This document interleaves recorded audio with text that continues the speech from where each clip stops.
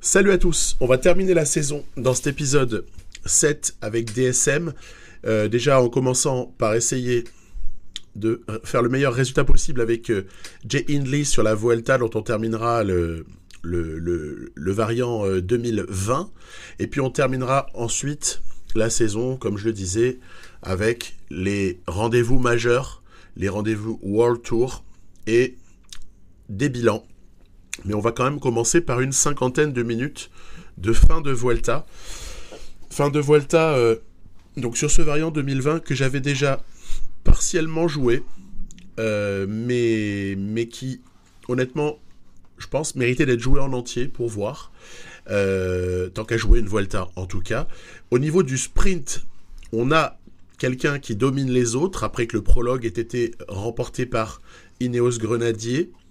Celui qui domine au sprint, c'est évidemment Sam Bennett. Du coup, le défi, c'est d'essayer de le battre une fois avec Cees Bol. Jay Hindley, notre leader, c'est l'objectif majeur. C'est d'essayer de, peut-être, essayer de remporter cette Vuelta, mais sans garantie, parce que je me méfie parfois des déceptions sur la Vuelta. J'en ai eu suffisamment cette année. Étape 6, c'était comme la 5, elle était remportée par Simon Yates.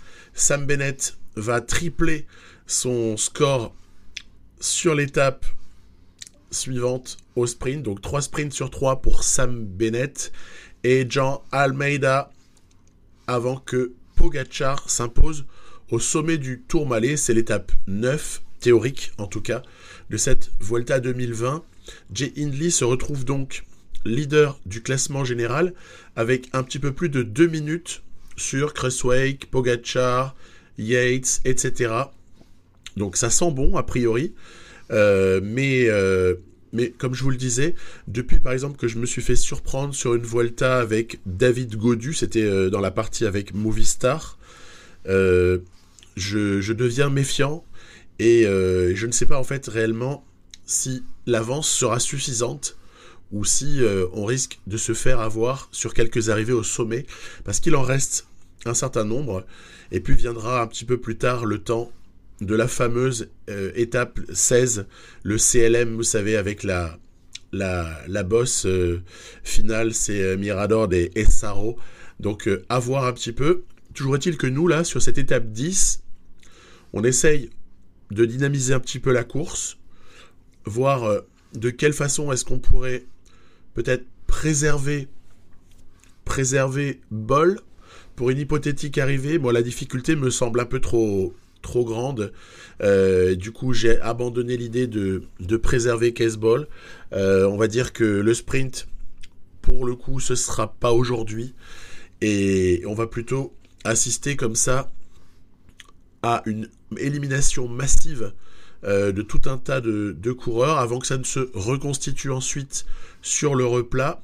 Oui, mais voilà, comme l'arrivée n'est pas très très éloignée, c'est un circuit, vous avez remarqué, on va monter 2 fois la même difficulté.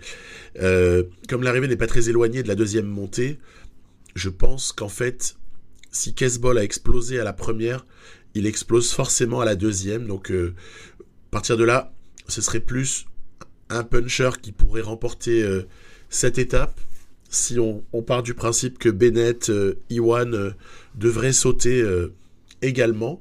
Voilà, on se retrouve dans la deuxième version de cette ascension. Peut-être un Dan Martin, voilà, ou un Hirschi, voire Almeida qui a montré, ou Yates, qui ont montré qu'ils savaient puncher très efficacement sur cette Vuelta. Qui dit Vuelta sur Pro Cycling Manager dit forcément gros point d'interrogation sur l'état des troupes, que ce soit les nôtres, mais surtout celles gérées par le jeu.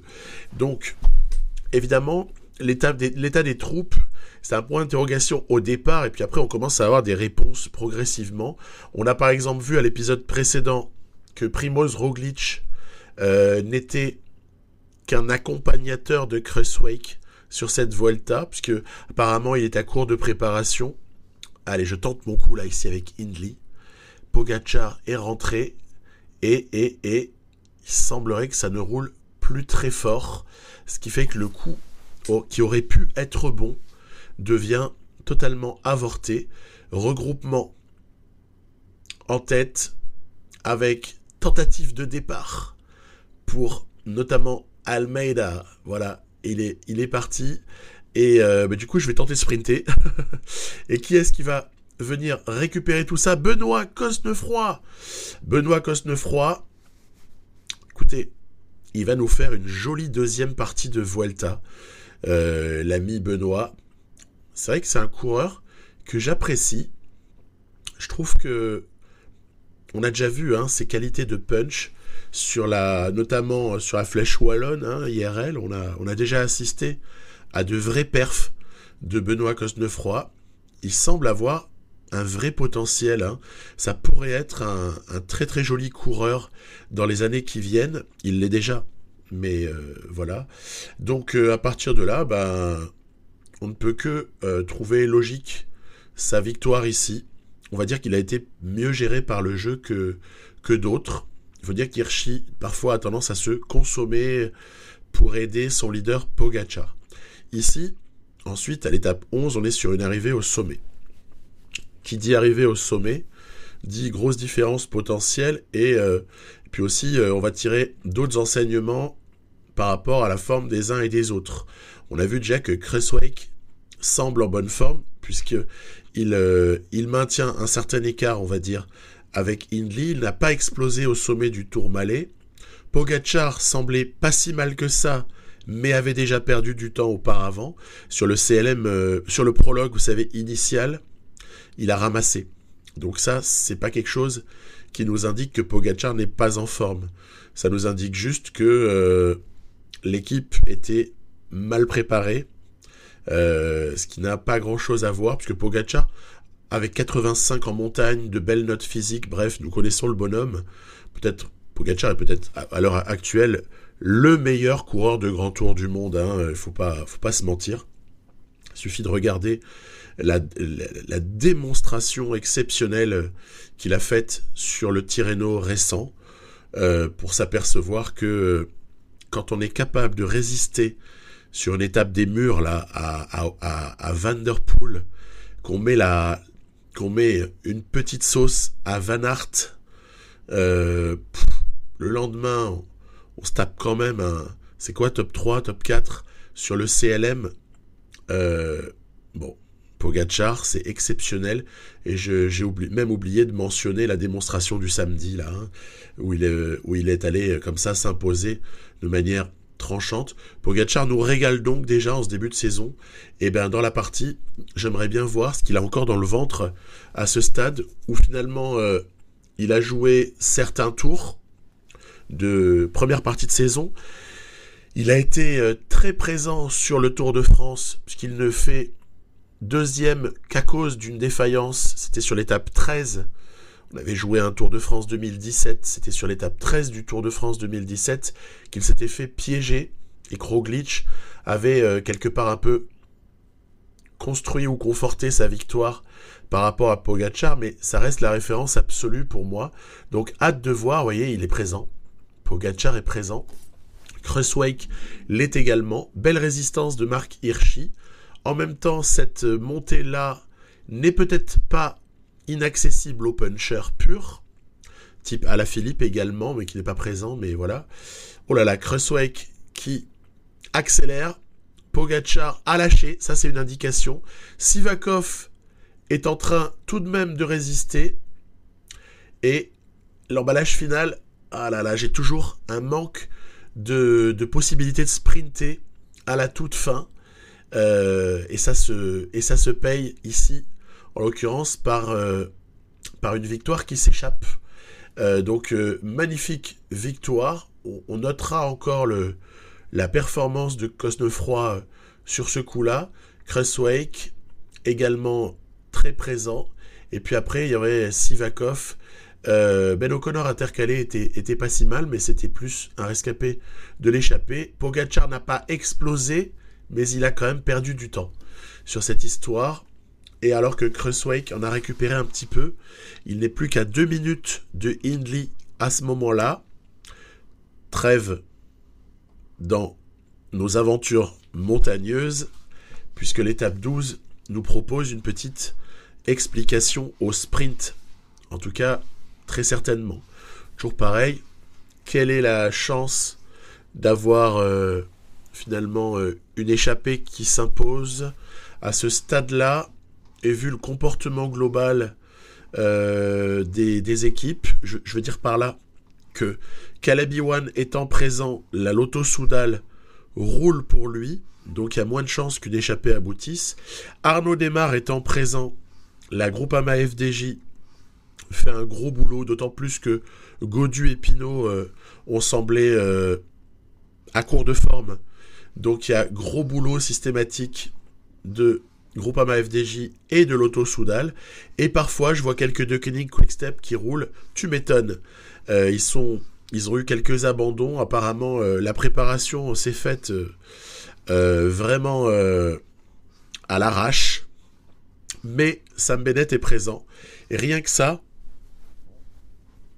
c'est un motif d'espoir, de victoire pour la Deceuninck Quick-Step. On est dans le final ici. Alors, est-ce qu'on garde notre stratégie perdante du train ? Bah non, regardez, j'ai tenté ici quelque chose. C'était de prendre une roue. Et quelque part, c'est peut-être pas si mal de prendre une roue. Par contre, il faut avoir la capacité sur la fin d'accélérer. Ce ne sera pas le cas ici. Caleb Ewan, enfin, il écrit son nom au palmarès des vainqueurs d'étape de cette Vuelta. Sam Bennett fait 2, Démarre 3 et Bol 4. Bon, bah écoutez, le général n'a pas changé. On est venu prendre une 4e place qui ne résout pas la question que je disais. C'est-à-dire que ouais, j'aimerais quand même en prendre une avec Bol. Ça me ferait vraiment plaisir. En tout cas, on va essayer de tout faire pour cela. Le fait de prendre la roue n'était pas nécessairement plus concluant que le fait de faire un train, mais je retenterai quand même le fait de prendre la roue des sprinters, des tout meilleurs en tout cas. Allez, ça tombe bien parce qu'on a peut-être un exemple là d'entraînement encore une fois au sprint avec Cees Bol. C'est donc le 5e sprint, mais attention, il y a quand même une bosse à l'arrivée, donc le puncher peut aussi supplanter le sprinter sur ce coup-là, à moins que de l'échappée. Regardez-moi cet écart. À moins que l'échappée ne fasse le boulot. Alors je vais essayer de rouler un peu à un moment donné. Vous voyez, j'ai mis Leknesund, Storer. En fait, j'ai mis tout le monde à rouler parce que j'étais un peu deg en fait que l'échappée prenne autant de champ et que justement les équipes dont je vous vantais la suractivité sur ces types d'étapes là, à savoir Groupama FDJ et Lotto Soudal, entre autres, n'avaient pas voulu jouer le jeu. Finalement, elles ont abdiqué sur cette étape là. Je pense que c'est très certainement dû à la bosse au moment de l'arrivée. Du coup, je me lasse, j'arrête de rouler également. Je ne vois pas pourquoi je continuerai. Et devant, ça va s'expliquer. Mais ceux que j'aurais pensé être les meilleurs se sont fait lâcher. Je pensais notamment au petit Guerrero, là, qui s'est fait avoir. Tiens, on aperçoit Krohn. Vous vous souvenez, Krohn a gagné l'autre jour en Catalogne l'étape 1 du Tour de Catalogne. Eh ben, il va ici s'imposer sur cette étape. Dans l'échappée, c'est Krohn le meilleur, et derrière, le sprint du peloton est réglé par Hirschi, mais sans qu'il y ait...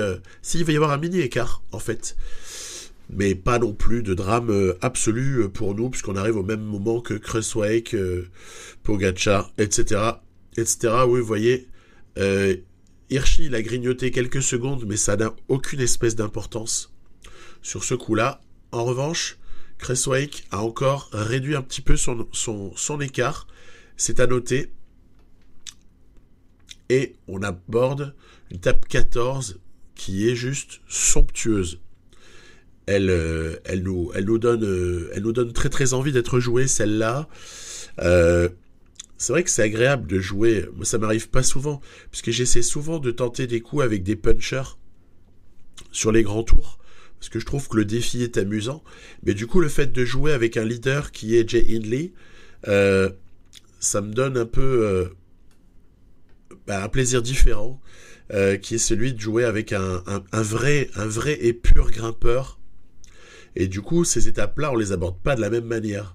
On continue, quand on le peut en tout cas, à protéger un peu Ilan Van Wilder, dont je n'ai pas commenté l'évolution des notes à l'épisode précédent, mais je peux dire un mot. Quand on sera sur lui, on le verra mieux. Ilan Van Wilder donne déjà tous les signes d'un leader potentiel sur Grand Tour pour l'année qui suit, avec son 75 en montagne, 75 en vallon, et des notes de CLM qui sont, mon Dieu, très excitantes. Honnêtement, Van Wilder, c'est du très très fort. Et à mon avis, on ne tardera pas à le constater.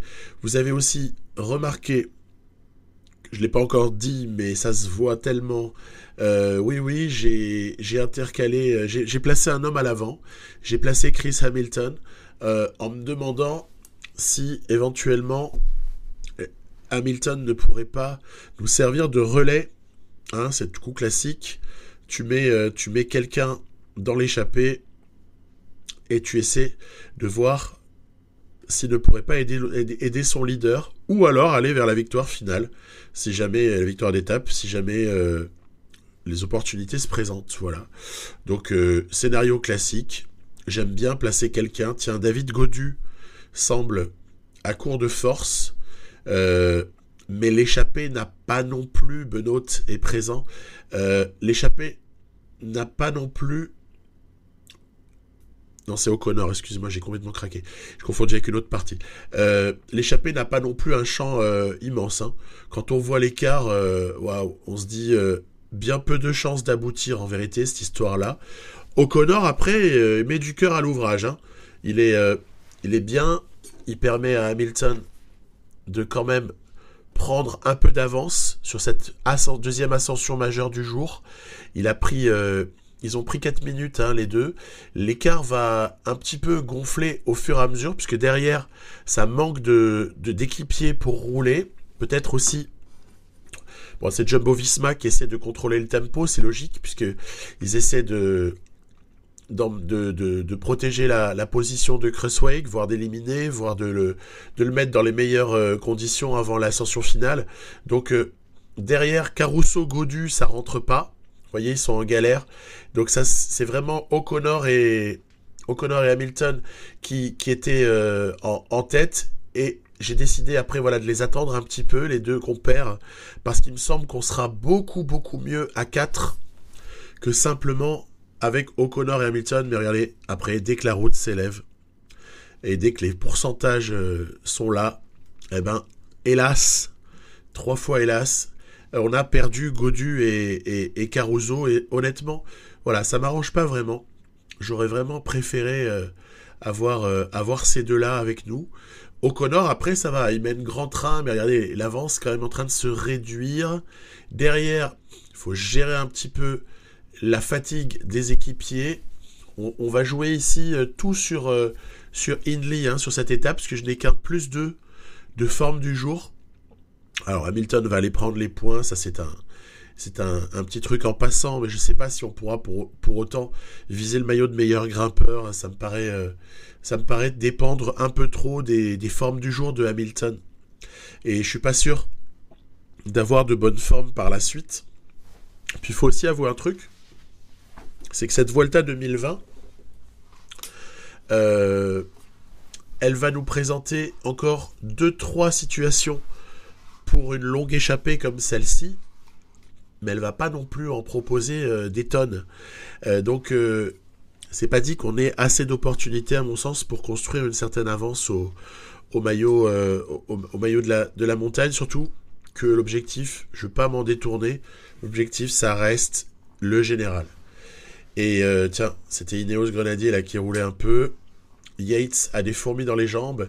Cressweg et Pogačar ici vont essayer une attaque. Hamilton devrait arriver à se débarrasser de O'Connor, puisque sur les 2 sommets précédents, ça a été le cas. Oui, mais voilà, ça revient très fort derrière. le trio Cresswell, Pogačar, Yates a tendance à me faire craindre pour Chris Hamilton. Vous voyez, c'est mort. Voilà, déjà, on a été repris. C'est vraiment dommage. Vraiment dommage d'avoir été repris.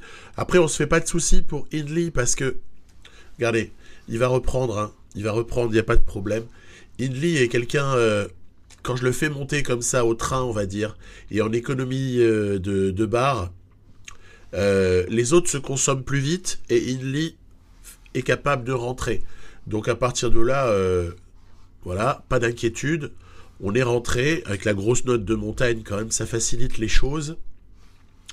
Et puis on va essayer maintenant de s'accrocher à Cresswell, qui semble vraiment en grande forme sur cette Vuelta. Yates a lâché, Pogačar est en train de lâcher, Cresswell est très fort.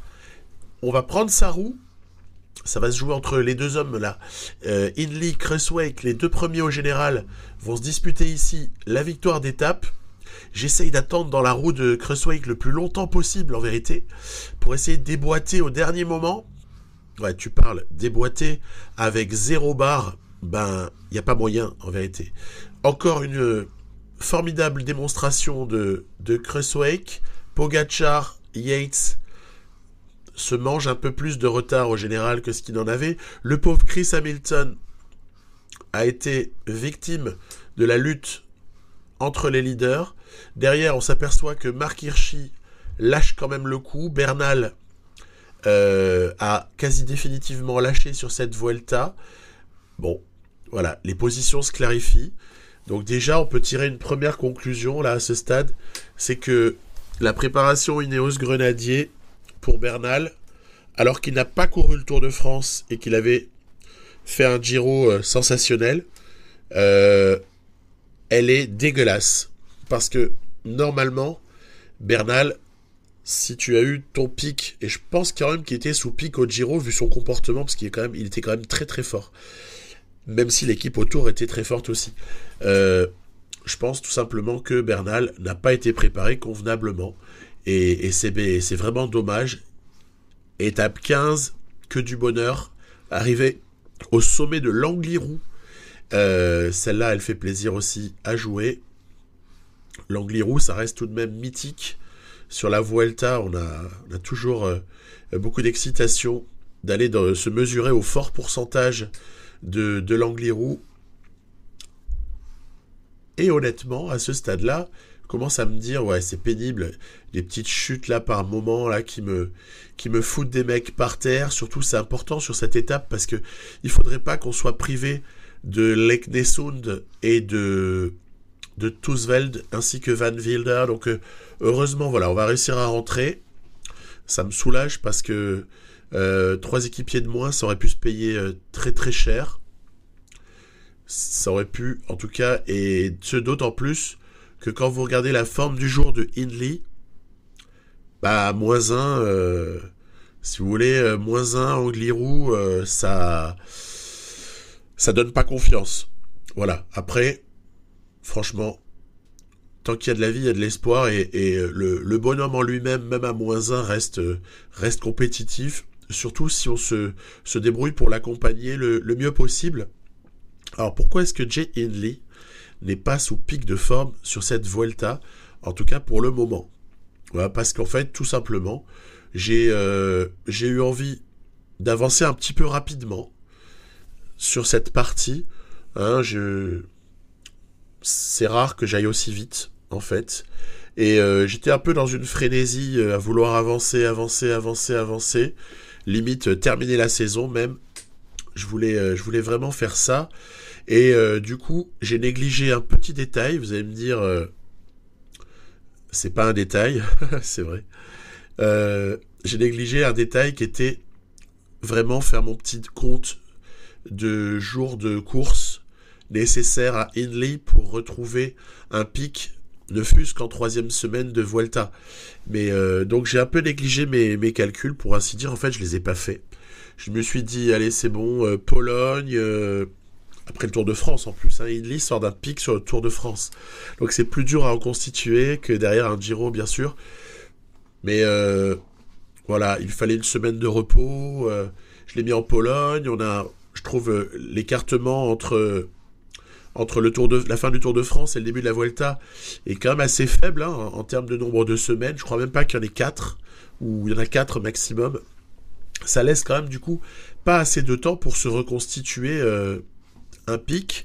Et bon, je laisse un peu de suspense. Est-ce qu'il aura son pic pour au moins l'étape 20 ou pas? Suspense. Ce serait pas mal au moins de l'avoir à l'étape 20 en fait. Parce que au pire, si ça va mal, on peut se sauver sur ce coup-là. Yates et Kruijswijk ont encore des fourmis dans les jambes. Après, je profite de ce que Hirschi roule pour Pogačar. Ouais, mais voilà, ça s'arrête. Pogačar s'en va avec Bernal. Donc là, on est obligé d'y aller, nous. Hein. On est obligé de rouler. On a encore Storer et Hamilton pour essayer d'apporter de la protection à Jay Hindley. Tiens, Hirschi a quand même réussi à se refaire la cerise, là. Devant, ça a tendance à partir, là. Ça m'inquiète un peu. Cette histoire-là. Parce que ça roule pas mal. En plus, à 4, si Kruijswijk ne se fatigue pas trop, il pourrait nous mettre une tarte dans la gueule, là, sur ce coup-là.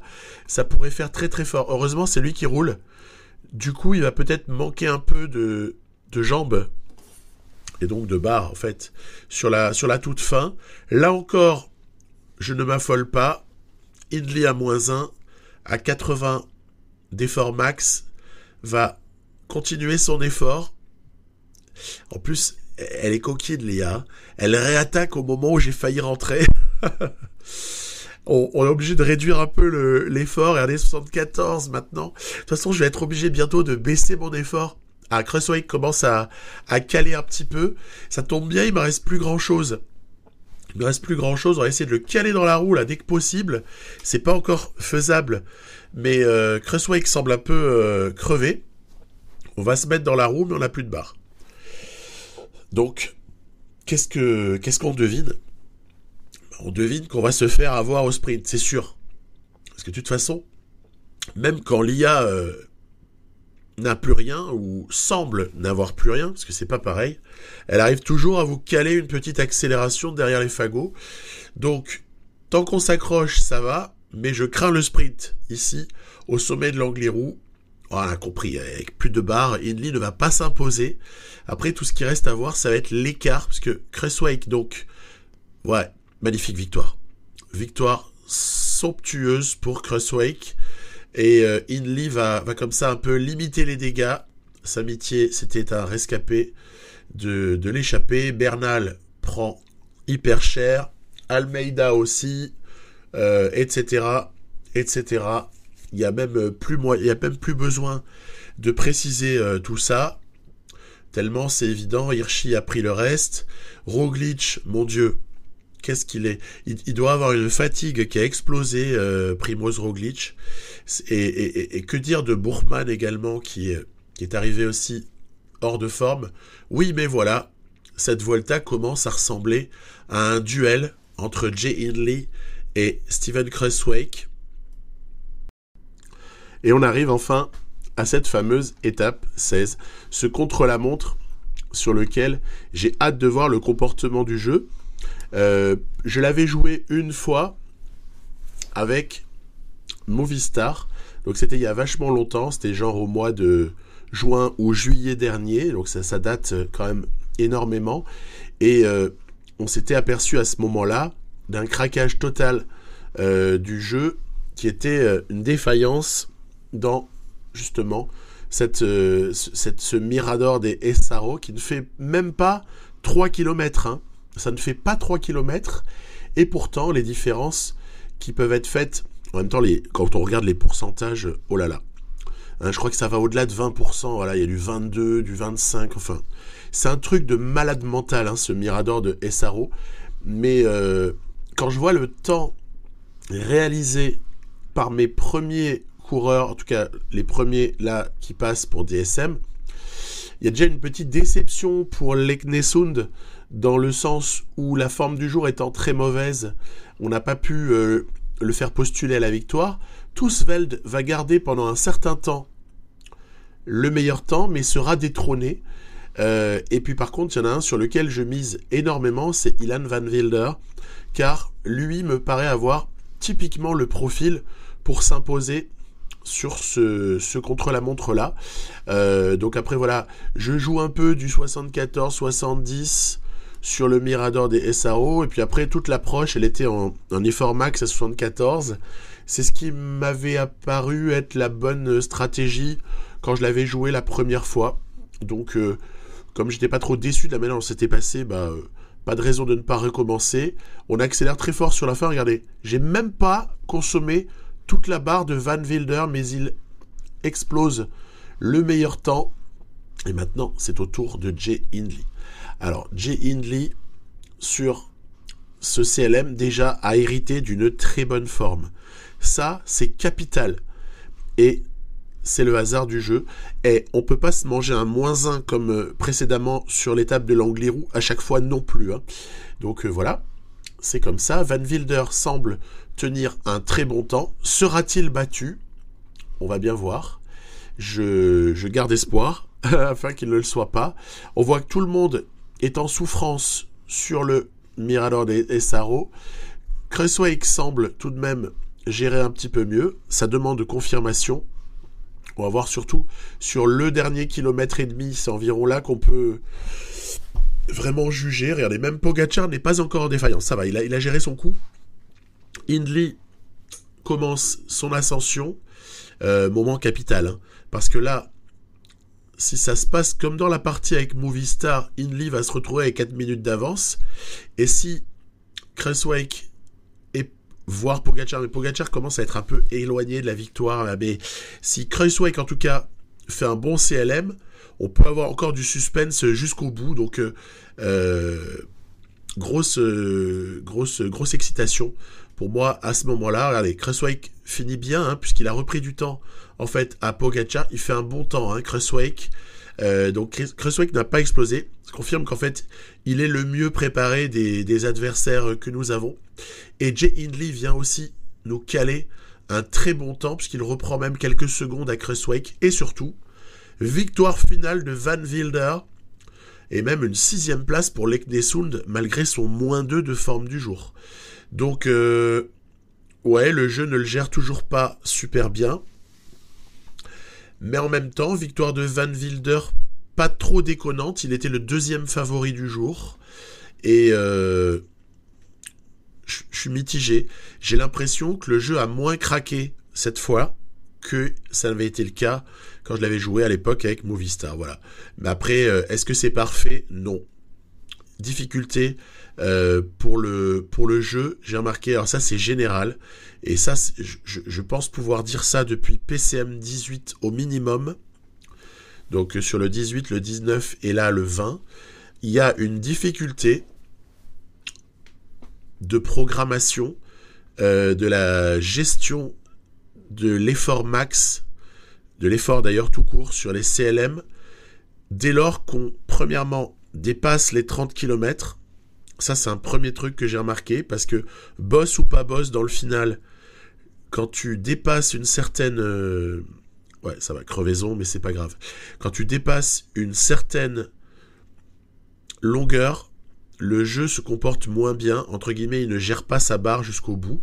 Ça, c'est une première chose. Et puis après, il y a le phénomène typique là de ce Mirador des SRO, où en plus d'avoir une difficulté liée aux 32,5 km, alors qu'on voit ici les positions au classement de la montagne, ce sera tendu. Ce sera tendu. Il faudra essayer de prendre des points. Je ne sais pas si on va vraiment y arriver. En plus, l'échappée semble s'être fait une jolie avance à confirmer. Donc voilà. Le jeu est améliorable. Si c'était un jour le cas, on aurait encore plus de mal. Hein. Le joueur humain aurait plus de mal. Déjà que par moments, c'est assez difficile en extrême. Et on s'en réjouit, forcément, parce que quand on a un peu gagné dans 2-3 parties, on vise, en tout cas moi c'est mon cas, plus tellement la victoire systématiquement, mais plutôt... on vise plus tellement systématiquement la victoire, mais plutôt essayer de remplir des petits défis, voilà. L'échappée, donc, a quand même une avance qui est pas dégueulasse.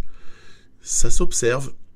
Ça s'observe. Est-ce que Hamilton pourrait éventuellement jouer sa chance dans le final? Mais écoutez, je vais pas m'en priver. On est sur l'étape 17 ici.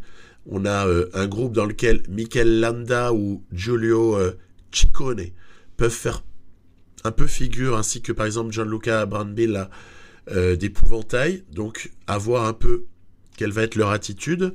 Surtout qu'il me semble que Landa possède un équipier à confirmer. Je suis pas sûr de ne pas avoir regardé un peu trop vite. Est-ce qu'il a un équipier, Landa? Non. Il n'a pas d'équipier. C'est assez réparti au niveau des équipes. Donc c'est peut-être Ciccone. Voilà, c'est Ciccone qui a un équipier avec Rainen. Mais bon, est-ce qu'il y aura un impact réel? Je sais pas. 1,50, c'est tendu, mais ça se joue. Hein. Franchement, 1,50 ici, ça peut se jouer. Si ça collabore bien devant, il y a peut-être un coup à jouer pour Hamilton. Landa s'est fait décramponner dans l'ascension, ce qui me navre un peu quelque part, mais bon, voilà. On va essayer de jouer notre coup avec Hamilton. Elle est rigolote, cette étape. Il y aura un mini droite-gauche et gauche finale avant la ligne d'arrivée. Il faut penser à sprinter à temps. Je me souviens avoir perdu cette étape. Je me souviens, victoire de Charman quand je l'avais joué avec Movistar. Du coup, là, j'ai pensé à lancer mon sprint à temps. Et on va enfin pouvoir offrir à Chris Hamilton la victoire qui lui était passée sous le nez à quelques étapes plus tôt. Donc, belle satisfaction de lui en offrir une à lui. Et attention, Impey, ça va. Arnaud démarre, présent. Et derrière, pas de temps perdu du tout sur Creswake. Les positions sont donc stabilisées. Au général, on est toujours avec notre 1,46 là d'avance. Et puis après, il faut quand même avouer que derrière, Yates, Pogacar et compagnie, c'est terminé. C'est terminé pour les autres. Encore une petite opportunité, il y en aura une autre à l'étape 21. Opportunité ici à l'étape 18 pour les sprinters. Je m'en frotte les mains. J'ai envie de peut-être essayer de l'accrocher enfin cette étape avec Caseball. Donc ce serait sympa. Au final, Hindley avait eu l'étape 4. Mais c'est tout. Van Wilder a pris la 16. Hamilton a pris la 17. Et on voit toujours les mêmes qui roulent devant. Hein, Lotto Soudal, Groupama FDJ. Visiblement, le peloton n'a pas laissé filer aujourd'hui. Arrivée sprint probable. Donc, les équipes font le boulot. Et voilà, on va se retrouver ici. Alors, classement des points par point. Toujours pareil sur le Giro, sur la Vuelta. Il n'y a pas, encore plus sur la Vuelta, un intérêt majeur à faire participer son sprinter, je trouve, à ce classement-là. Hormis une Vuelta exceptionnelle sur laquelle on aurait de nombreux sprints. Remarquez, il y en avait quelques-uns là. Hein. Mais c'est lié à la répartition des points, en fait. Les points sont ainsi répartis alors qu'on voit que ça casse. Hein. Ça casse en cette étape. Les points sont répartis d'une telle sorte sur la Vuelta, les points à l'arrivée, que finalement, t'as pas non plus un bonus immense en gagnant beaucoup d'étapes quand on compare à tout ce qui peut être pris au sommet. Thibaut Pinot dans le groupe Roglic, lâché. Ça a cassé dans cette étape, pourtant il n'y avait pas de vent. D'ailleurs, il n'y aura quasiment jamais eu de vent sur cette Vuelta, contrairement par exemple au Giro que je joue en ce moment avec Lotto Soudal, où il y a du vent quasiment tous les jours. Donc voilà, c'est un paramètre, mais donc la cassure ne peut pas s'expliquer par le vent, et on va essayer de rouler nous. On va essayer de rouler pour mettre Ball dans les meilleures conditions. Allez, on s'applique. Je retente mon petit train à ce moment-là. Est-ce que ça va être payant ou pas? Écoutez, je sais plus quoi penser. Est-ce qu'il vaut mieux suivre une roue ou pas?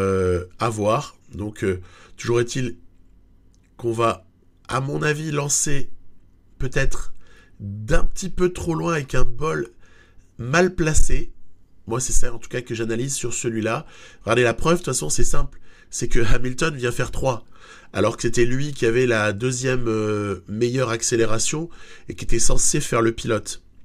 Donc rien que ça prouve mauvais positionnement de Bol. Donc c'est pour moi. Hein. C'est pour moi. Bennett, encore une fois vainqueur, décidément, ça fait 4.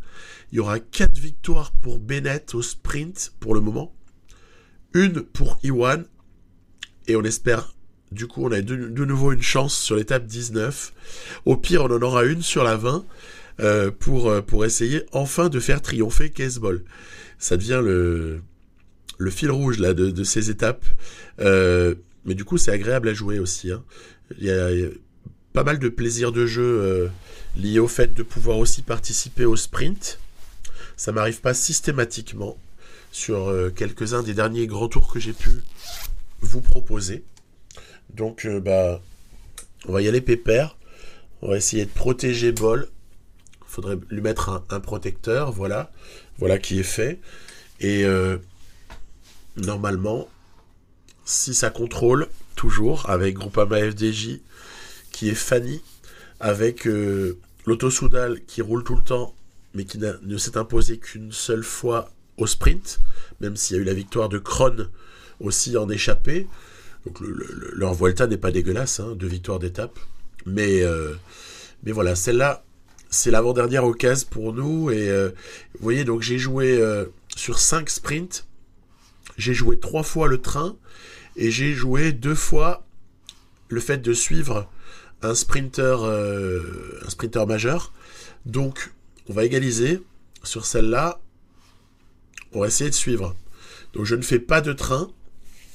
J'essaie à un moment donné de caler Hindley dans la roue de Cresswake. Voilà, tranquille. Et puis quid de l'identité du coureur qu'on va suivre. Ah bah écoutez, c'est simple. Hein. On va essayer de se caler sur Bennett a priori. Donc, allons-y. C'est marrant, Hirschi se mêle à la lutte. Hein. C'est impressionnant. Et on va déboîter ici. On va déboîter ici avec Caseball. Et on va maintenir notre avance. Grande joie donc. Ici, c'est Nizzolo qui vient faire 2 devant Sam Bennett. Et grande joie ici, puisqu'on permet à notre sprinter de s'imposer sur cette étape 19. Il aura fallu donc attendre la 19 pour en choper une. Et vous voyez, train d'aucune utilité. Ça confirme ce que j'ai progressivement pensé. Train d'aucune utilité, d'autant plus qu'on n'avait pas de pilote. +1, +2 prévisionnel. Et regardez, 99,9. Ça, c'est la petite quenelle du jeu. Donc, il m'a manqué 0,1 pour avoir un pic de forme sur cette étape qui termine au sommet à l'Alto della Covatilla. Donc, on va pas en faire une jaunisse. Le +2 prévisionnel est confirmé par la forme du jour à +2 effective. Moi, je dis Hindley à +2, ça permet de faire des tas de choses. On va envoyer Tousveld dans l'échappée. Toujours avec le principe du relais, là, hein, à essayer d'avoir un relais à l'avant. C'est la dernière opportunité en plus pour un échappé d'éventuellement prendre une victoire d'étape. C'est pour ça que j'envoie Tousveld. Parce que finalement, Hamilton, Bol et Van Wilder ont été récompensés. Il serait sympa de pouvoir ajouter un nom à cette liste-là. Après, Cosnefroy semble très très fort. C'est aujourd'hui que le maillot de la montagne va se jouer. Et Cosnefroy est bien plus fort. D'ailleurs, tiens, Cosnefroy ou Connefroy ? J'ai plutôt entendu pourtant les gens souvent dire Cosnefroy. Donc, il est fort, le bougre. Il est très très fort. Je suis content de le voir dans cette forme-là. J'espère qu'il va la conserver. Parce que quelques jours plus tard, il risque d'être une de mes principales forces sur les championnats du monde que je vais jouer avec la France. Mais pour l'heure, en tout cas, il semble très très déterminé à essayer d'aller chercher, les points de la montagne dès que possible. Puis c'est vrai qu'après, avec sa note d'accélération, plus sa note de vallon, vas-y quoi. La note de montagne en plus n'est pas dégueu, je crois qu'il a 71 ou 72, ce qui permet de passer. Surtout si tu as une très grosse forme du jour, tu peux monter à l'aise à 76, 77, voire 78. Voilà. Cosnefroy prend la tête du classement de la montagne, il confirme, il semble même à ce stade-là s'échapper de manière définitive. Il aurait fallu mettre Hamilton dans l'échappée pour essayer de le contester. Mais à voir le comportement de Cosnefroy, en fait, j'ai aucun regret. Parce que je sais très bien que je me serais fait totalement avoir au sprint à chaque fois et que ça l'aurait pas empêché de prendre la tête du classement. Ça aurait juste permis à Hamilton de marquer des points, mais honnêtement, les gros points, ils sont déjà pris. Ça me semble jouer, hein, l'histoire. Pour Benoît Cosnefroy, 5 minutes environ pour l'échapper sur le groupe de favoris. On va ici essayer de faire attention à pas se prendre une cassure. On sait que cette étape est quand même relativement accidentée avant la montée finale. Donc méfiance. Faudrait pas que sur une relance, on se fasse surprendre en voulant comme ça économiser de l'énergie. Van Wilder est protégé. Et puis surtout Hindley. Hein. Voilà, à ce stade-là, je sais que je peux espérer un top 20 pour Van Wilder, ce qui sera déjà une chose. Et il servira de protecteur à Hindley, hein, très nettement, dès lors que le besoin s'en fera sentir. Devant, il y a un petit écart là. Tousvelt et ses compagnons, notamment Ciccone qu'on retrouve, Thibaut Pinot, Wout Poels, ont subi une petite attaque. Donc, à voir un peu ce qui peut être fait en termes de retour sur les hommes de tête pour le groupe d'échappés qui est intercalé. Regardez, voilà, ça semble jouable. On va rouler un petit peu ici sur Landa qui est sorti au moment de la reconstitution de cette échappée, et on va même essayer d'être ambitieux. On va essayer d'être ambitieux, je pense. Enfin, essayer de caler une attaque ici avec Martin Tousvelt. Donc j'observe un peu le comportement des uns et des autres et je tente ma chance. Ce serait tellement beau d'arriver à gagner ici au sommet de l'Alto della Covatilla. Mais attention, derrière, ça s'excite. Alors, à la limite, Pogačar, Almeida, Bernal, même Yates, allez-y les gars. On n'est plus vraiment en train de vous regarder. Le seul que je dois vraiment surveiller, c'est Kruijswijk. Donc, en espérant aussi que Tousvelt tienne le coup devant. Il semble maintenir un écart qui serait suffisant, surtout qu'il lui reste de la barre. Vous voyez, en fait, j'économise ma barre avec le petit Tousvelt là. Allez, ça réattaque, sauf que cette fois-ci, Kruijswijk, il va. Donc, on fait attention. On se porte. On était limite un poil bloqué là. Il va falloir essayer de revenir sur Kruijswijk. Mais après, on a quand même aussi une petite marge. Il y a une 46. On peut même à la limite perdre une minute. C'est pas très grave. Kruijswijk est déchaîné. Hein. Pogačar a lâché. Yates et Almeida font ce qu'ils peuvent. Mais il va falloir se débrouiller solo pour Hindley.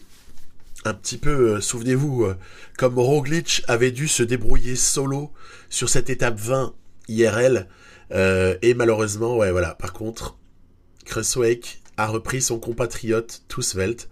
Et ce sera à ce moment-là bien délicat d'essayer de gagner pour Tousvelt. Surtout que Kruijswijk, il semble lui en rester. Ah, ça va. On va se caler dans la roue. Tousvelt lâche. Et Kruijswijk va peut-être être battu par Hindley. Hélas, faux suspense, puisqu'en fait, Hindley va s'incliner encore une fois d'un cheveu, d'un boyau, sur la ligne. Kruijswijk se sera donc bien gavé au niveau des victoires d'étape sur cette Vuelta, mais par contre, la victoire finale nous restera pour Jay Hindley qui va remporter ici son premier grand tour. Donc, vous savez le proverbe, à vaincre sans péril, on triomphe sans gloire. Pas croire que je suis animé d'une joie démesurée et d'une impression d'avoir fait l'exploit du siècle en gagnant cette Vuelta. Mais il faut quand même dire aussi qu'avec les déceptions de la saison, un Bernal injouable sur le Giro et 2 Slovènes injouables également sur le Tour de France, quand même, on boude pas notre plaisir de prendre un grand tour avec celui à qui on a redonné 3 années de contrat à 100 000 par mois. Écoutez, au moins ça légitime un petit peu le salaire proposé. Même si, et là déjà je me projette sur la suite, il n'est pas dit qu'en fait, donc je promets rien par rapport à ce que je vais faire d'ici à la sortie du prochain jeu, d'accord ? Donc ça déjà, en termes de contenu, je peux pas m'engager parce que j'ai remarqué que dès que je disais certaines choses, après je n'arrive plus à les tenir, tout simplement parce que une espèce de non-envie de le faire. C'est un peu contradictoire, vous allez me dire, mais bon voilà, je suis humain. Donc, je sais pas en termes de contenu jusqu'où je serais capable d'aller avec les parties engagées. Je reparlerai avec Movistar et avec Lotto Soudal et avec Trek Segafredo de ce que je crois pouvoir faire et avoir envie de faire. Mais pour ce qui est de cette partie avec DSM, si tant est qu'une année suivante ait lieu, et j'en ai quand même envie, si tant est qu'une année suivante ait lieu, il faudrait qu'elle aille au minimum jusqu'à un Tour de France. Et à ce moment-là, alors qu'on voit que Caseball va se faire dominer ici, encore une fois par Bennett. C'est énorme. Sam Bennett, monstrueux. Il nous fait 5 victoires sur cette Vuelta. C'est digne de John Degenkolb 2014 ou 15, j'ai un trou là, mais il y avait une année où Degenkolb avait aussi pris un max de sprint, 4 ou 5, je sais plus exactement. Donc, ce que je crois, c'est que donc, si mon envie aboutit, à savoir aller jusque minimum un Tour de France avec cette équipe l'année suivante, je vais répartir différemment mes leaders. C'est-à-dire que Bardet, qui avait été sur le Giro cette année, je vais plutôt l'envoyer sur le Tour de France avec Benoît. En revanche, Hindley me paraît devoir se mesurer au Giro. Mais je pense aussi y mettre Van Wilder. Et pourquoi est-ce que je disais que il peut y avoir une question sur les leaders après ?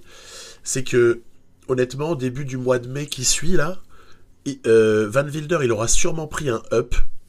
En tout cas, vu la vitesse à laquelle il progresse, j'y crois volontiers. Il aura pris un up. Et si ça se trouve, la meilleure chance de victoire sur le Giro qui suivra, ce sera Van Wilder. Et Hindley sera un équipier de luxe.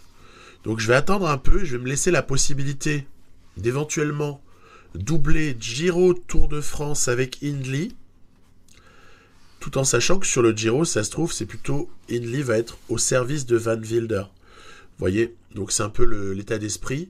J'ai simulé le début du Tour du Benelux, qui fait partie des courses de préparation de Tige Benoît, alors qu'en revanche, Kragh Andersen est déjà dans une belle forme. J'ai décalé un peu leur construction de pic de forme, puisque Benoît vise la Lombardie, alors que Kragh Andersen, j'avais envie d'avoir quelqu'un de compétitif à ce moment-là de la saison. Il remporte l'étape 5, c'est intéressant, mais ça nous fait un classement quand même où on est un petit peu loin de Pedersen et Lampart avant l'étape 6, que j'ai par contre joué. Donc j'ai simulé les 5 premières du Tour du Benelux, donc le Big Bang Tour. J'ai simulé les 5 premières, j'ai joué la 6e, dont voici l'arrivée. C'est Thomas de Gent qui s'impose au sein de l'échappée. Après, le sprint du peloton est réglé par Mats Pedersen, mais sans que quoi que ce soit ne soit vraiment impactant au général. Voilà. Donc, Pedersen se retrouve leader avant l'étape 7, que j'ai joué également. Donc, vous voyez, Nieuwenhuis semble la meilleure chance à ce stade. Mais c'est pas aussi simple que ça. Nieuwenhuis va en fait exploser sur l'étape 7 Donc plus classique, hein, celle-là on la connaît bien. Et qui va s'imposer sur cette étape 7? Bah, c'est Nils Politt. Et Nils Politt, il va prendre à la fois l'étape et le général. Il va s'imposer ici sur Tish Benoot, sur la ligne. Là, il a sauté Benoot à la toute fin. Kragh Andersen était placé également. Ce qui veut dire qu'en fait, on va se retrouver avec une 4e et une 5e place sur ce Big Bang Tour. Moi, je dis avec 5 étapes simulées, ça va, c'est correct. C'est correct, surtout que ce n'était pas un objectif du sponsor. C'était vraiment en passant. Et voilà, il nous reste 2 objectifs. Alors, 2 objectifs qui sont les championnats du monde et la Lombardie. Le palmarès des grands tours, ça y est, on peut le montrer, il est terminé. Palmarès également des épreuves d'une semaine, World Tour, bah, il est ici. Palmarès des monuments, on le connaît. Est-ce qu'on va réussir à faire 4 sur 5? Je ne le sais pas. Et le palmarès des classiques, que le jeu, presque de manière un peu méprisante, désigne par autres classiques. Moi, je les adore. Mais ça va, faut bien leur trouver un nom, hein, c'est pour ça. Donc, bah oui, on commence par Québec, et puis après, on ira à Montréal, logique. Alors là, ça va être un feu d'artifice. Québec et Montréal. Moi, j'y vais avec mon équipe de Flandriens. Hein. J'ai bien compris que sur le profil Léon, là, bon, d'ailleurs, sur le classique aussi, hein, y a moyen de faire très très fort avec une équipe de Flandriens. Mais alors, par contre, quand je parlais de feu d'artifice, c'est pour le plateau. Donc, Alaphilippe, Hirschi, Schachmann, soit finalement les 3 meilleurs punchers du plateau, auxquels on va devoir ajouter Wout van Aert, Mathieu Van Der Poel. Donc, excusez du peu. Il y a même la présence, bon, ça là est peut-être un peu plus anecdotique, de Roglic et Pogačar. Donc, les mecs, franchement, là, vous abusez, quoi. Ils sortent d'une Vuelta, ils sont sur la jante, quoi. Ils n'arrivent plus à avancer. Et en plus, tu les inscris sur les classiques québécoises. Bon, c'est un jeu. C'est un jeu. Et bon, bah, ce variant, je vous en ai déjà parlé, je vous l'ai déjà proposé. Il est super sympa à jouer. Il est... où est-ce qu'on peut le télécharger? Tiens, l'autre jour, je m'amusais à vouloir le retrouver dans une database et je ne l'ai plus retrouvé. Mais par contre, sur le Discord de la chaîne, nous l'avons mis déjà en ligne un certain nombre de fois et certains d'entre nous peuvent le remettre très facilement si vous n'arrivez pas à le trouver, si vous voulez jouer avec. Ce variant, déjà, il a le mérite de nous sortir du traditionnel Québec-Québec qui est limite traumatisant pour le joueur de PCM, puisque Québec-Québec, c'est la course par défaut quand on n'a pas le bon variant installé par rapport à la bonne ligne dans STA Stage et STA Race du Fast Editor. Donc à partir de là, déjà, il a le mérite de nous proposer autre chose, parce qu'on est limite traumatisé par Québec-Québec. Et là, bon, je rigole. Hein. Et en plus de ça, vous voyez, petite réduction là du groupe de tête, ça fait mal, hein. Ça fait mal, hein. Ici, ils reviennent plus les mecs, hein, derrière. Hein. Ça revient plus, hein. Tu t'es pris une cassure à un endroit, tu reviens plus. Van Aert, Hirschi, probablement piégé ici. Ouais, et puis il est palpitant parce que en fait, la course est hyper nerveuse et elle est très très très très sympathique à jouer. Vraiment, beaucoup de gens le connaissent, mais si je l'utilise aussi et que j'en parle là comme ça, c'est pour vous conseiller très modestement. Ceux qui ne le connaissent pas, à tout prix, essayez-le. Vous allez vous régaler, mais à un point pas permis. Après, attention, hein, du coup, ça devient plus difficile. Hein, parce que le Québec traditionnel, il est facile à gagner. En revanche, ça c'est mort là, ils sont enterrés. Hein. Van Aert, terminé. Higuita, terminé. Hirschi, terminé.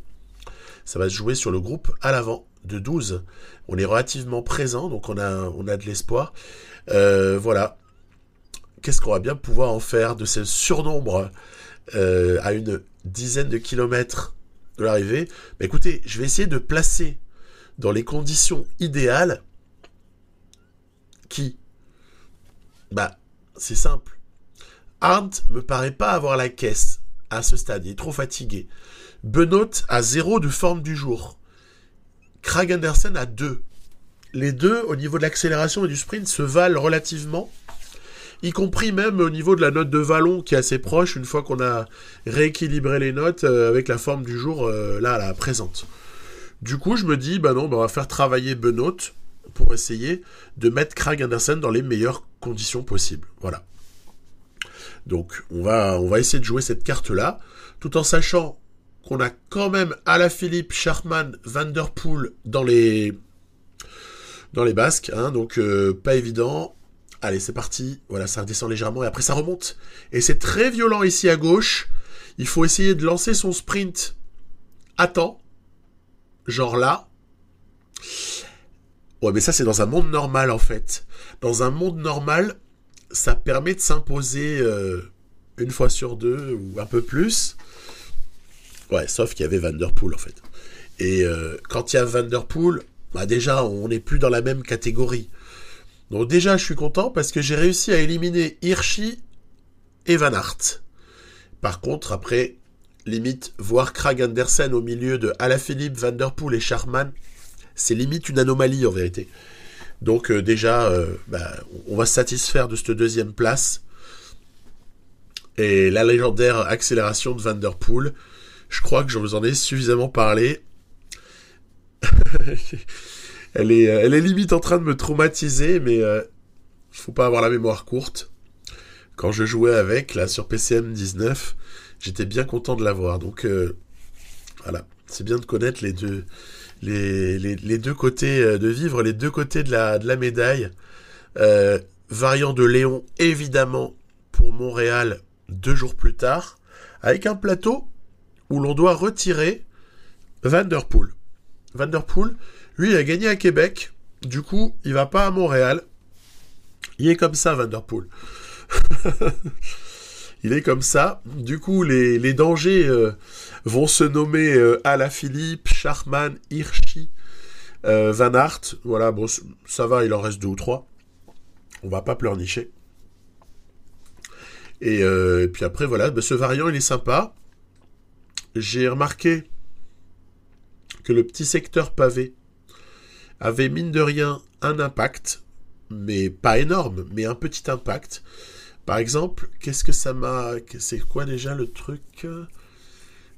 J'ai quelqu'un, en fait, je crois que c'est Pedersen ou...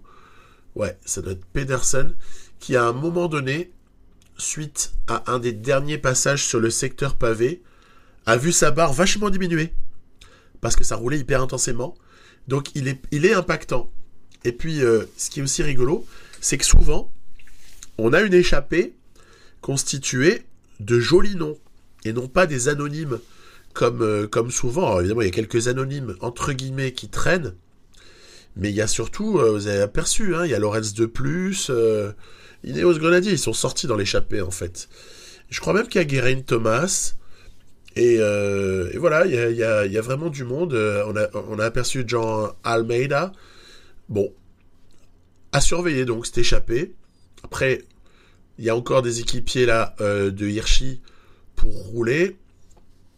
Il y a toujours à se méfier de Groupama FDJ, parce que quand David Gaudu traîne dans le coin avec son accélération de mutant, il peut aussi nous surprendre. Mais a priori, quand même, on va plutôt regarder les premiers noms que je vous avais donnés, savoir Alaphilippe, Schachmann et Hirschi sur ce profil. Voilà, le groupe se réduit assez traditionnellement. 60 coureurs. Ça devrait pas tarder à se réduire d'ailleurs encore davantage. Et là, je vais faire un peu l'effort ici sur cette fin d'avant-dernière ascension de la double difficulté. Je vais faire l'effort pour essayer de recoller le plus possible, on va dire, au groupe d'échappés. Alors, si ça n'aboutit pas tout de suite, c'est pas grave, mais au moins, on se porte un petit peu à l'avant. Ça permet d'éliminer aussi des équipiers de nos leaders concurrents. Voilà, ça y est. On a repris tout ça. un petit peu moins d'une quarantaine de coureurs. Ça ne devrait pas tarder à chuter en termes de nombre. On va donc aborder en quelque sorte là le dernier tour. Hein, c'est le dernier tour qu'on aborde ici avec la double difficulté. Alors là, ma stratégie, j'ai un peu plus douté. Mais je me suis dit, un peu, vous savez, comme GPE3, oh là là, ça part. GPE3 dans Wevel Game, j'avais joué pour un pour chacun, en fait. Un pour chacun entre Benoît et Krag Andersen. Ben là, je fais un peu pareil. Je me dis, malgré le plus 2 de Krag Andersen, allez, essaie de jouer pour Benoît.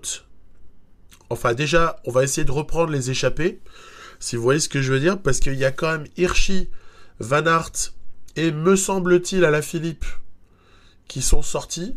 Donc, ça se prend pas à la légère. Mais après, on a les moyens de rouler hein, avec Søren Krag Andersen. Voilà, ça reprend. Et s'il y avait une attaque, ce serait peut-être ici qu'il faudrait essayer d'en placer une. Mais vous voyez, je suis un peu à court de barre avec Benoît. Et c'est ça qui m'a probablement empêché à ce moment-là de planter l'attaque qui, à mon sens, aurait été suivie. Donc il va falloir la jouer différemment. On va se caler dans une roue. On va regarder si éventuellement Krag Andersen pourrait sortir. Ah, il lui reste plus grand-chose, mais non. Voilà, ça va pas le faire. Ici, contre-attaque. Oh, le groupe est royal. Hein.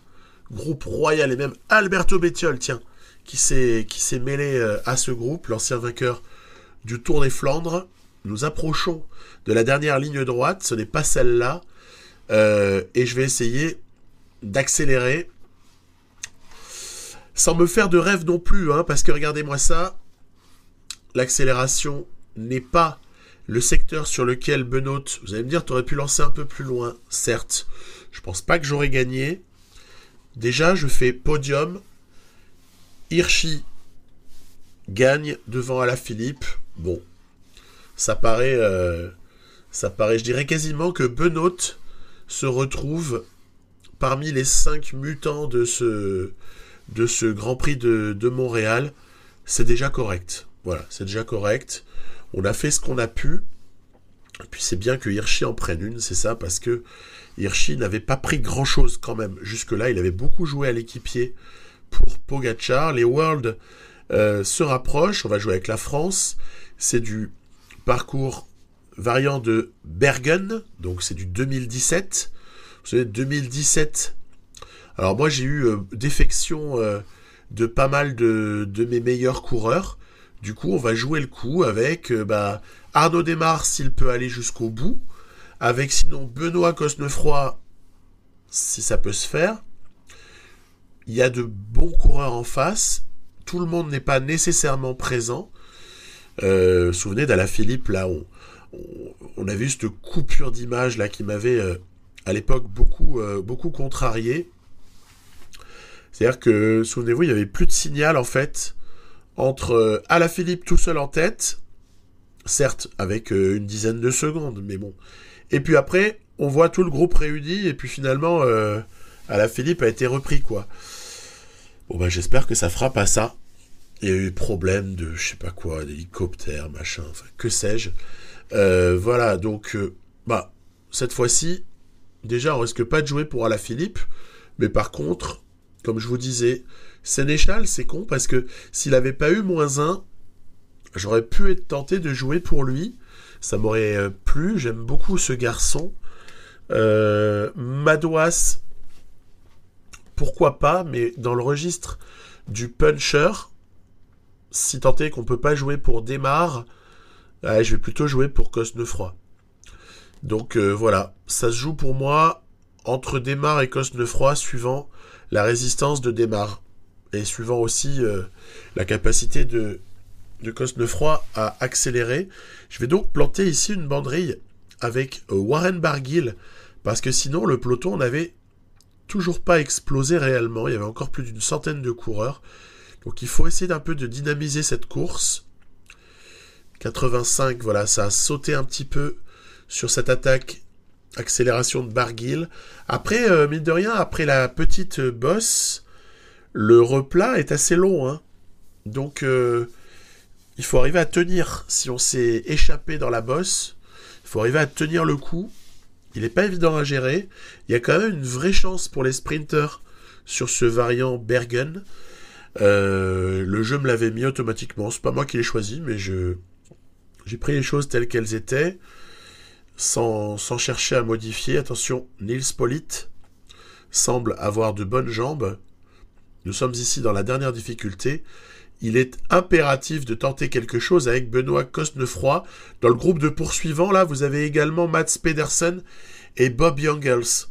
Mats Pedersen qui faisait figure, d'après le jeu, de favori principal pour ce championnat du monde. On va voir. En tout cas, il est présent. À l'avant. Malheureusement, j'ai bien compris qu'aucun de mes coureurs de DSM ne va s'imposer, probablement. Donc ça va me faire un échec. Même le top 5 va être tendu. Donc ça va me faire un échec sponsor. Puisque en fait, même si on s'impose, là, avec la France, le jeu regarde si le coureur appartient à l'équipe ou pas, en fait, tout simplement. Donc j'ai plus qu'à espérer que quelqu'un sprint à l'arrière, parce que ça semble jouer devant. Il y a 44 secondes. Alors là, on a tout en main. Là, si on se fait taper au sprint, alors qu'on a le mec qui a la meilleure accélération, ouais, vous allez me dire, il y a Pedersen qui est très fort, certes. Mais bon, faut être malin dans ces cas-là. Faut être malin. Donc, a bien compris, Démarre n'était pas en mesure de jouer le coup.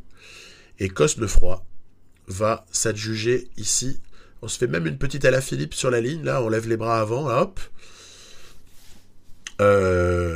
On va donc offrir à Benoît Cosnefroy l'arc-en-ciel pour toute la saison à venir.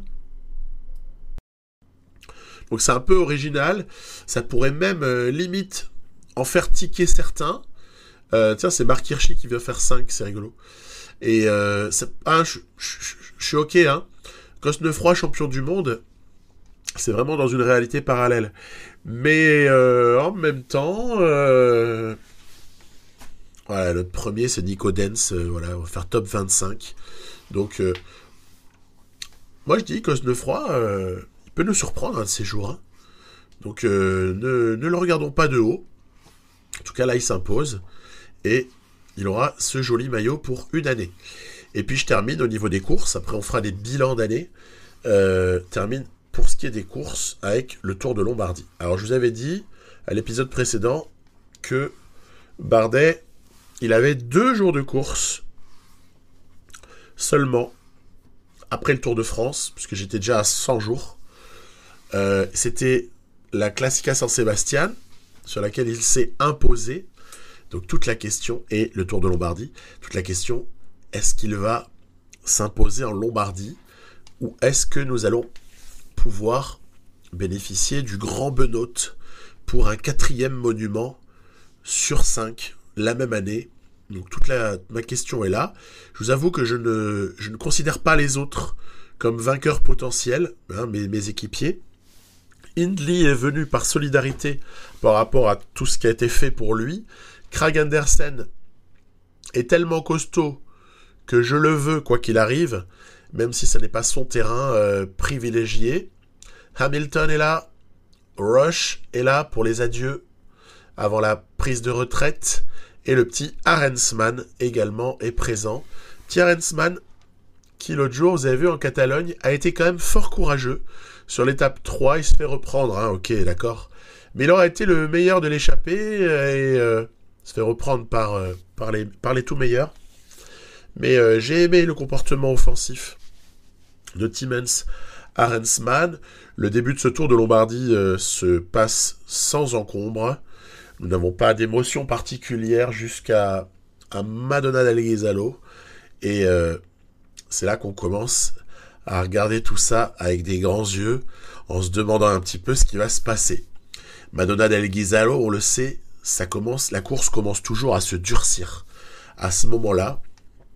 Et sur le Tour de Lombardie, beaucoup de choses vont se jouer dans le mur de Sormano.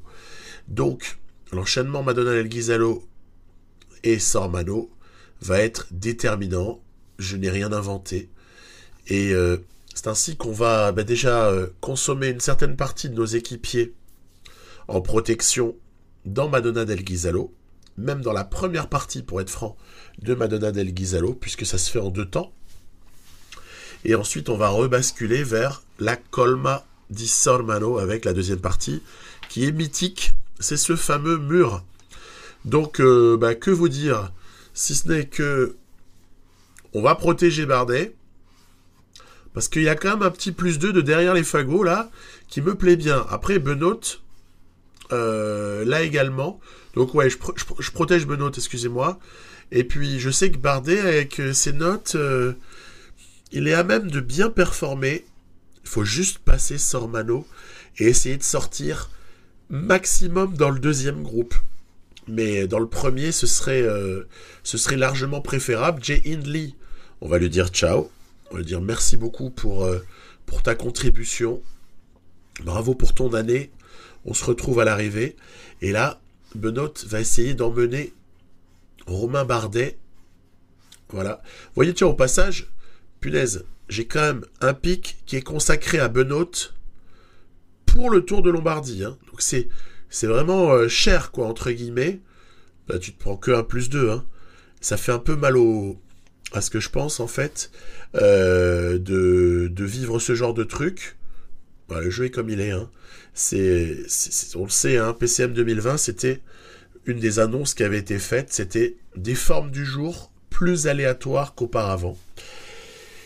On a quand même ce qu'on recherche en un sens, et puis d'un autre côté, non. Alors, le côté négatif, c'est Benoît qui est en loose totale derrière ce groupe. C'est dommage de ne pas avoir réussi à basculer, franchement. C'est hyper dommage de ne pas avoir basculé. Il va retrouver un point d'appui juste derrière lui. Je crois que c'est Vincenzo Nibali qui va le reprendre. Alors, nos équipiers, allez, on se calme, on rentre sagement, voilà.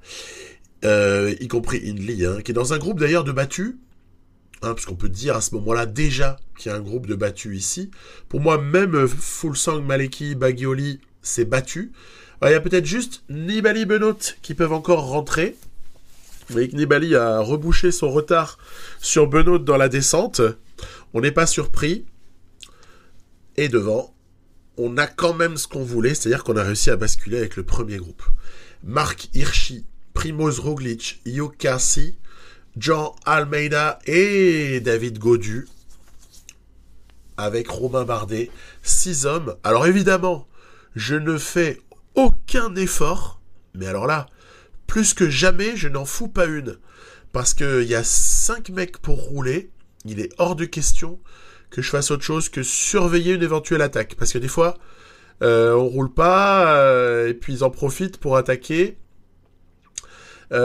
Surtout quand on est sur un groupe à l'arrière, donc je vais pas rester longtemps sur le groupe de derrière, qui va être un petit peu enrichi du retour de Fuglsang et compagnie. Vous voyez, 50 secondes là, en bas du Civiglio, honnêtement, enfin, on n'est pas vraiment en bas du Civiglio, pour être franc.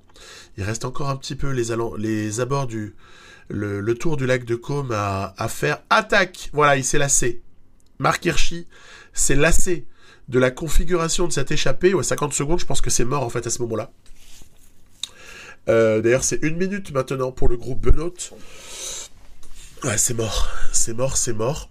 Et puis, on va laisser ici Hirschi s'exciter avant que Gaudu ne se décide à accélérer. Auquel cas, là, par contre, je réagis. On n'en laisse pas partir 2. Je veux bien en laisser partir 1, mais pas 2, parce que sinon, autant Hirschi risque d'avoir du mal, en fait, tout seul. À partir de maintenant, ça me paraît dur. En revanche, si j'avais laissé Gaudu le reprendre, à eux deux, ils pouvaient aller au bout. Voilà, regardez, avec le travail de Roglic, on va reprendre Hirschi. Qu'est-ce qu'on fait? Est-ce qu'on attaque? On va tenter quelque chose avec Romain Bardet, bien sûr. Romain Bardet va essayer d'aller se la chercher au panache, celle-là. Attaque dans le Civiglio, suivi par 4 des 5 hommes. Voilà. On voit Almeida, Hirschi, Roglic et Gaudu qui ont réussi à suivre. Derrière, Benoît, à toutes les peines du monde, il ne rentrera pas, nous le savons tous. Le groupe se reconstitue puisque Hugh Carthy a réussi à revenir Parce qu'en fait, ça s'est arrêté de rouler. Alors, je vois pas pourquoi j'irais au bout de ma barre dans le Civiglio. Hein, parce que n'oublions pas qu'il y a San Fermo della Battaglia juste derrière. Et il serait complètement débile de se consommer intégralement ici, au risque après de se faire cueillir. Regardez, du coup, les 5 hommes de tête marquent légèrement le pas. Hein. À part Hugh Carcy, tout le monde est en cinématique de défaillance apparente. Est-ce qu'on attaque dans la descente du Civiglio? Est-ce qu'on se prend pour Nibali 2015? Non. Réponse non. Surtout que tant qu'il existe une chance pour que les autres roulent, je ne vais absolument pas consommer Romain Bardet. On a tenté notre attaque dans le Civiglio, on a déjà pris des risques, on a déjà brûlé une cartouche, donc on va pas non plus être bête et faire le travail à la place des autres. Donc ici, vigilance max, on sait que ça peut attaquer parfois. Allez, là on suit, hein, par contre, c'est pas de l'effort curseur, c'est de la poursuite d'attaque. Une contre, en quelque sorte. Hirschi, Gaudu, Almeida, Roglic. À nouveau, Carcy a affaibli. Petite accalmie dans le groupe de tête. Et là, qu'est-ce qu'il faut faire si on veut essayer de gagner? Effort curseur 99. Qui n'est pas l'équivalent d'une attaque, mais qui s'en rapproche un peu. Surtout quand c'est violent. Et surtout, j'avais pas les moyens d'attaquer. Donc, c'est une manière un peu plus light d'attaquer, en fait. Surtout avec un mec qui a plus de 80 en descente. Et que la ligne d'arrivée, elle est derrière la descente, hein, en gros, à part le petit replat ici. Donc, Romain Bardet, va-t-il tenir jusqu'au bout? Réponse. Malgré la fusée Hirschi, oui. Victoire sur le Tour de Lombardie pour Romain Bardet. Donc, je vais quand même sprinter ici parce que au niveau du classement UCI, là, je vise la première place du général de l'année avec Benoît. Donc, je préfère être 7ème que 8ème. C'est un détail absolu. Ce qui compte, c'est surtout cette victoire de Bardet qui, finalement, vient couronner ce que, après coup, je peux considérer comme une très bonne année. 2e du Giro, plus 2 victoires significatives sur des classiques très très prestigieuses, plus 2e place sur la Flèche, plus 2 victoires d'étape sur le Giro. Romain Bardet nous aura fait une très très belle année. Et tout ça, c'est un happy end qui me plaît énormément. On va ensuite se déplacer légèrement pour aller faire des bilans. Et les bilans, je les fais sous la forme de participation au vote pour le coureur de l'année. Alors, coureur de l'année, pour moi, c'est Benoît. Quand tu prends 3 monuments sur 5 et que tu as une telle régularité au niveau des top 10, voire des top 5 sur tout un tas d'autres classiques, plus de victoires sur le Tour de France, plus donc premier du classement UCI, pour moi, ça se pose là. Il n'y a pas besoin d'en dire davantage. Le mec mérite. Après, on verra si le vote va dans mon sens ou pas. Hein. Peut-être que je me trompe totalement et que c'est un délire absolu. Il y a l'Amstel, il y a les Strade Bianche. Et après, il est toujours placé, quoi. Toujours placé. Donc, à partir de là, allez, mince, ça se récompense. Et puis, après tout, c'est Tige Benoît. Donc, il ne faut pas abuser non plus. Je veux bien être neutre par moment, mais je peux aussi être partisan. Voilà. Le deuxième, pour moi, doit être Primož Roglic. Tout simplement parce qu'il a remporté le Tour de France. Et que remporter le Tour de France, ça mérite très souvent d'être top 2 de vote pour le coureur de l'année. Surtout qu'il y a des places à côté. Le top 5 en Lombardie. Victoire sur Tirreno. Et pas que, vous allez voir. Le mec a aussi gagné au Dauphiné. Et il y a de belles places sur d'autres épreuves. Donc pour moi, Roglic, deuxième, ça se tient tout à fait. Je vote donc pour lui. Le troisième, pour moi, ensuite doit être Egan Bernal. Parce qu'il a remporté le Giro, qui était la deuxième course par étape la plus difficile et prestigieuse de l'année. Certes, il était entouré d'une équipe phénoménale, Mais il mérite, parce que le Giro a été somptueux pour lui. En plus, mine de rien, 6e sur la Vuelta, c'est pas dégueulasse, même si le niveau de préparation était calamiteux. Et puis après, il y a des petits top 3, notamment en Suisse. Une victoire de prestige sur Milan-Turin. Voilà. Bon, sur le Tour des Alpes, on pourrait l'avoir cité également. Bref, rien que le Giro, pour moi, justifie. Et la 6e place sur la Vuelta pour Bernal. Évidemment, quand même, je ne vais pas chanter Hindley. Hindley se fait quand même podium sur le Tour. Podium sur le Tour et Vuelta. Bon. Après, en simu, c'est plus délicat que pour d'autres cadors d'être présent sur le général des tours d'une semaine, quoi. Hein. C'est un peu plus difficile, même si, voilà, il y a quelques résultats qui sont pas dégoûtants. Voilà. Moi, j'estime que cette Vuelta plus ce podium sur le Tour mérite la 4e place. Et après, par contre, j'ai hésité pour la 5e. J'ai hésité entre Romain Bardet et Tadej Pogačar. Alors, quand on regarde pour Pogačar la saison, à quoi elle ressemble, bah, elle est pas mal. 2e du Tour, 4e de la Vuelta. Il y a quelques podiums sur de belles épreuves World Tour. Paris-Nice 2e. Victoire sur le Tour du Pays Basque. C'est pas mal quand même. C'est pas mal du tout. Donc il y a des victoires aussi qui sont retentissantes sur certaines courses. Bon, c'était pas mal du tout. Mais le cœur a parlé. Et comme je vous faisais juste avant, au moment de la victoire sur le Tour de Lombardie, le bilan, 2 victoires sur le Giro plus 2e place, contribution pas inutile sur le Tour, même s'il ne s'est pas imposé, placé sur Liège, vainqueur en Lombardie, victoire d'étape sur Paris-Nice et sur Catalogne en simulation, ça va, 2e de cette terrible flèche wallonne.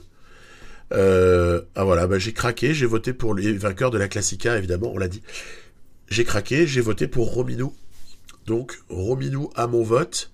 5e. Oh, c'est anecdotique, hein, c'est pour rigoler hein, que je fais tout ça. Mais c'est amusant, je trouve, de faire des bilans à la fin. Qui a gagné? Tish Benoît, Primoz Roglic. Et par contre, le 3e, bah, écoutez, j'aurais pas forcément pensé à voter pour lui en 3e. C'est Benoît Cosnefroy, qui, c'est vrai, hein, fait une très belle année. Faut pas mésestimer son année. Hein. Il y a quand même le maillot de la montagne et 2 étapes sur la Vuelta, champion du monde, et quelques places, notamment Amstel-Liège, pas ridicule. Ça peut s'entendre. Après, honnêtement, je maintiens Bernal, moi, hein, perso. Voilà. Je vous laisse avec le bilan édité par PCMCE, un petit peu plus lisible, je trouve. Et surtout un peu plus complet. Bilan, tableau d'honneur de cette année 2021 avec DSM. Je vous dis à un de ces jours pour un contenu, mais j'ignore lequel. A plus.